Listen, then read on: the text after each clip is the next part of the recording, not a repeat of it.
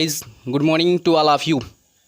मैं cyber cyber आशा करता हूँ आप सब अच्छे होंगे, हंसते होंगे और मुस्कुराते होंगे। नहीं होंगे तो हो जाएंगे।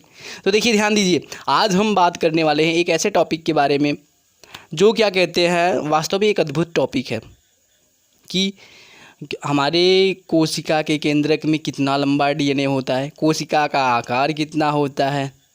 इन सब तमाम चीज़ों के बारे में ये टॉपिक है डीएनए पैकेजिंग। डीएनए पैकेजिंग कहने का मतलब डीएनए को व्यवस्थित करना। अब डीएनए को हम कैसे व्यवस्थित करेंगे, क्या क्या उसमें प्रोसेस है, तो वीडियो में अंत तक आप बने रहो। अभी तक मेरे चैनल इमोशन वाला को आपने सब्सक्राइब नहीं किया है तो सब्सक्राइब कर लीजिए, लाइक कर दीजिए और कमेंट आप लोग करिएगा, ठीक है। कहते नहीं है कि कर हौसले को इतना बुलंद कि कामयाबी खुद गुलाम बन के तेरे पास आए, ठीक है।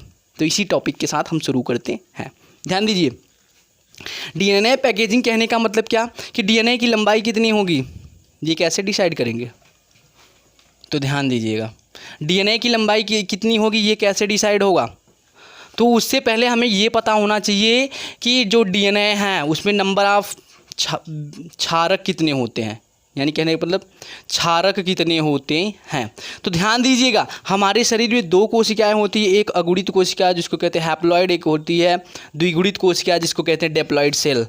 तो हम बात करें डिप्लॉइड सेल की, तो ध्यान दीजिए जो साइंटिफिक को द्वारा दिया गया है डिप्लॉइड सेल का 6.6 × 10⁹ 10⁹ क्षारीय बेस होते हैं। कितने, इतने जोड़ी क्षारीय बेस होते हैं हमारे एक कोशिका के केंद्रक के अंदर। जो डीएनए मौजूद होता है उसमें इतने जोड़ी क्षारक बेस होते हैं। ध्यान दीजिएगा, किस में रहेंगे ये, तो पेयर में रहेंगे, ये पेयर में रहेंगे। इतने जोड़ी क्षारक बेस होते हैं। ये कौन सी कोशिका है, ये कोशिका है डिप्लॉइड, यानी जिसको हम लोग कहते हैं द्विगुणित।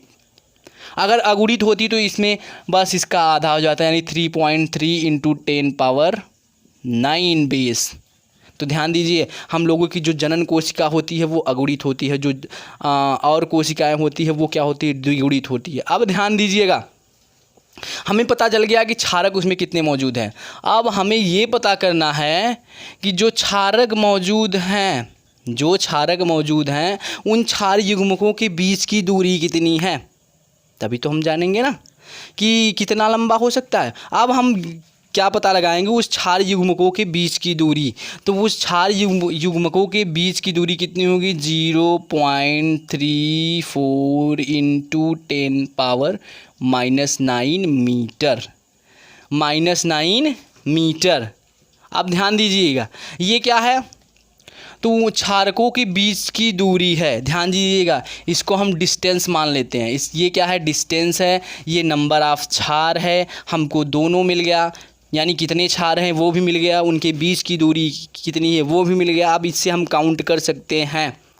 काउंट कैसे करेंगे तो मैं ये भी बता दे रहा हूँ। तो काउंट हमारा जो फार्मूला बनेगा वो फार्मूला बनेगा नंबर ऑफ, यहाँ पे नंबर ऑफ क्या कहते हैं, number of base pair and into distance, ये हमारा फार्मूला बनके तैयार हो गया। नंबर ऑफ बेस पेयर यानी total number of base pair, उसके बाद इनटू डिस्टेंस, ये हमारा फार्मूला बनके तैयार होगा। इसी में हम दो वैल्यू को कूड करेंगे, यानी रखेंगे। रखने के बाद क्या होता है आगे आप देखिएगा।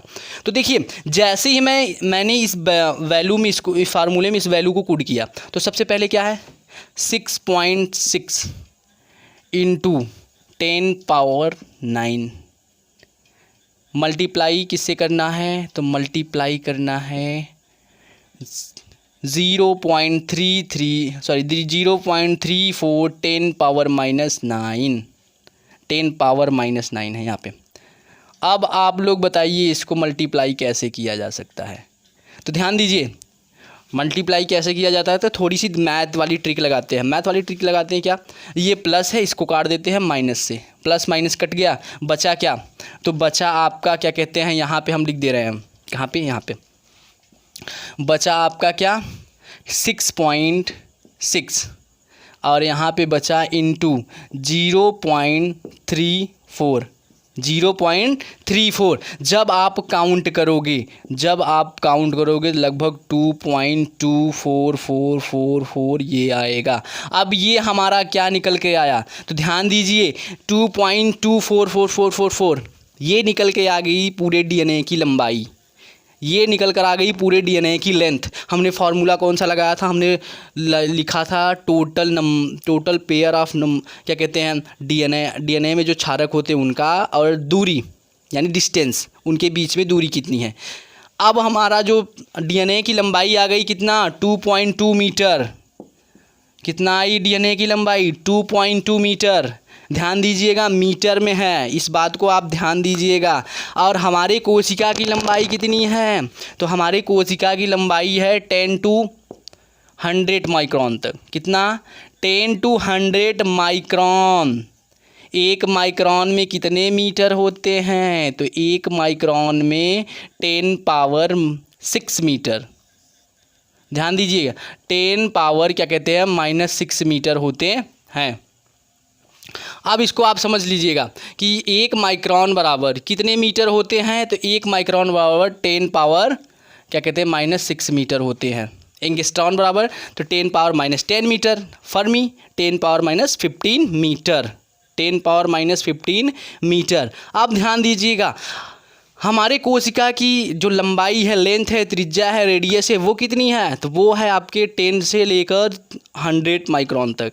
और हमारे पास कितना है, 2.2 मीटर लंबा डीएनए है। अब बारी आई इसको लपेटने की।